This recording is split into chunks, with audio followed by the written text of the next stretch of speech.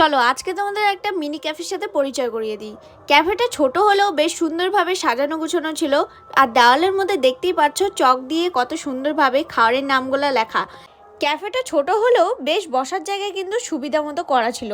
আর বেশি দেরি না করে নিয়ে নিয়েছিলাম আমরা প্রথমে চাটা কিন্তু একদম আমার মনের মতো বানিয়েছিল। তারপর এখানে নিয়ে নিয়েছিলাম ক্রিসপি ফ্রাইড চিকেন মোমো আর এগ স্যান্ডউইচ।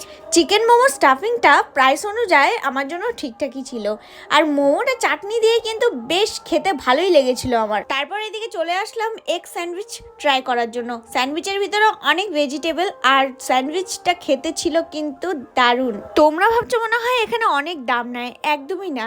এখানে তো 10 টাকা থেকে চাই শুরু হয়। মেনু কার্ডটা একবার দেখলেই বুঝতে পারবে।